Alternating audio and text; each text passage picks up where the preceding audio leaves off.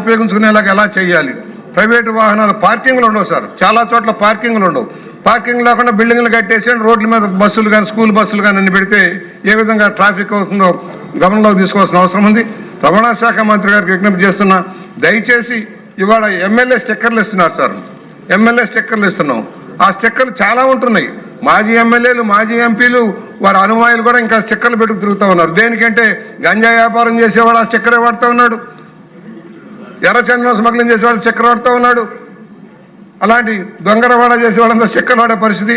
వాళ్ళు ఏదైతే నేమ్ రోడ్ల మీద పోలీస్ అని పెడతాడు సార్, ఒక రౌడీగాడు పోలీస్ పెట్టుకొని తిరుగుతాడు, ఒకడు డిపార్ట్మెంట్ల పేర్లు పెడతారు. దాని మీద తగిన చర్యలు తీసుకోవాల్సి ఉంది. డిపార్ట్మెంట్, రవాణా శాఖ నేమ్ బోర్డులు కానీ కార్లు కానీ వాహనాల మీద తగిన చర్యలు తీసుకోవాల్సిన అవసరం ఉంది. మిస్యూజ్ చేస్తూ ఉన్నారు సార్, దాన్ని గమనంలోకి తీసుకోమని కోరుతా ఉన్నారు. మరొకసారి రవాణా శాఖ మనం విజ్ఞప్తి చేస్తున్నా, దయచేసి మా ప్రాంతంలో నల్ల రేగడి నేలలో తెనాలి కానీ ఇతర కృష్ణా జిల్లాలో కానీ ఈ ప్రాంతంలో గోదావరి జిల్లాలో కానీ సమస్య నల్ల రేగడి ప్రాంతంలో ఖర్చు ఎక్కువ అవుతుంది సార్. మెటీరియల్ కాస్ట్ కూడా పెరుగుతుంది. ఇసుక కొన్ని ప్రాంతాల్లో ఉంటుంది, కొన్ని చోట్ల గ్రావెల్ దొరకదు సార్, మెటల్ కూడా దొరకని పరిస్థితి వస్తూ ఉంది. దయచేసి దాన్ని కూడా దృష్టిలో పెట్టుకుని ఈ బిట్మెన్ రోడ్ల బదులు సీసీ రోడ్డు, సాధ్యమంత వరకు సీసీ రోడ్లు వేసుకుంటే నగరాల్లో కూడా పరిస్థితి మెరుగుపడుతూ ఉంది. మాకు సంబంధించి ఒక 30 కిలోమీటర్ల బైపాస్ రోడ్డు అవసరం చెప్తున్నాం సార్. ఎందుకంటే కోట్లాది మంది భక్తులు వస్తారు, రాజమండ్రిలో హెవీ క్రౌడ్ అయిపోతుంది. ఇవాళ ROB శాంక్షన్ చేశారు సార్, మాకు చైతన్య నగర్ దగ్గర ROB శాంక్షన్ చేశారు. మండపేట, రామచంద్రపురం, ఆనపర్తి ప్రాంతాల నుంచి వచ్చే ట్రాఫిక్ అంతా డైవర్ట్ చేసడానికి 30 కిలోమీటర్ల ఎయిర్పోర్ట్ దాకా అవకాశం ఉంది.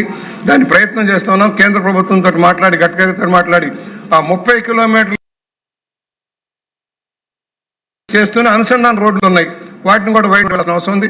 రహదారులని ఒకటి ఎక్కువ విషయం ఏదైతే చిన్న మాట సార్, మనం రోడ్డు చూసాం, దివాంచెరు టు గుండుగొల్ల రోడ్డు చూసాం.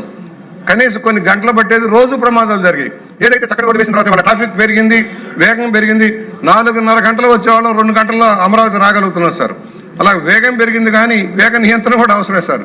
ప్రమాదాలు మరీ మించిపోకుండా చూడాల్సింది. వేగ నియంత్రణ పరికరాలు కూడా పెట్టాల్సిన, కంట్రోల్ చేయాల్సిన అవసరం ఉంది. సౌన్యంగా మనం చేస్తూ రహదారుల భవనాల శాఖని దయచేసి భవనాల మెయింటెనెన్స్ లో తేడా వస్తుంది సార్. రెండే మాటలు, భవనాలు సరిగా నిర్వహించటంలో చెట్లు మొలుస్తాయి సార్.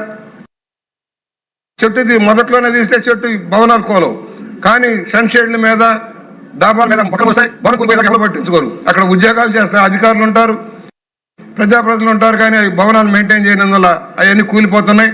దయచేసి భవనాలు మెయింటైన్ చేయడం కాదు, స్థానిక సంస్థలకు చెల్లించవలసిన బకాయిలు కూడా, ఆ భవనాల నుంచి చెల్లించాల్సిన బకాయిలు కూడా చెల్లించండి. స్థానిక సంస్థలు కూడా నిధుల కొరత ఉంటుంది, దయచేసి దాన్ని కూడా సకాలంలో చెల్లించేలాగా చేయాలి.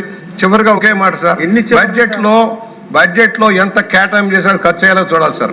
చాలా దేశాల్లో బడ్జెట్ కేటాయింపు చేస్తే ఎక్కడ డైరెక్ట్ వెళ్ళిపోతాయి సార్ పనులు, పైరవీలు చేసుకోవాల్సిన అవసరం అక్కర్లా. బిల్లుల కోసం కానీ దీనికి పైరవీలు చేసుకోక్కర్లా, డైరెక్ట్ గా ఆయా శాఖలకి, ఫైర్ సర్వీసెస్ కానీ, పోలీసు కానీ, స్కూల్స్ కానీ, లైబ్రరీలు కానీ పనులు వెళ్ళిపోతాయి సార్.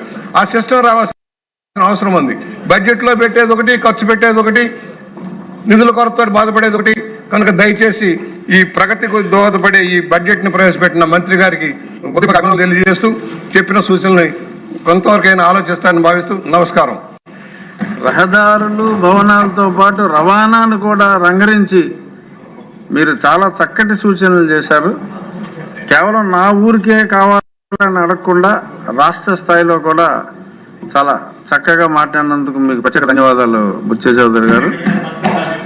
ఇప్పుడు సాంస్కృతిక రంగంలోనే కాకుండా నిన్న అత్యంత ప్రతిభావంతమైన క్రీడా స్ఫూర్తి కనపరిచిన మన ఎమ్మెల్యే గారు ఓడిపోయారు అనుకోండి అన్ని క్రీడల్లో. సుందరపు విజయ్ కుమార్ గారు అధ్యక్ష, మిమ్మల్ని గెలిపించాల్సి వచ్చి మేము మీరు స్పీకర్ కాబట్టి గెలిపించాలి.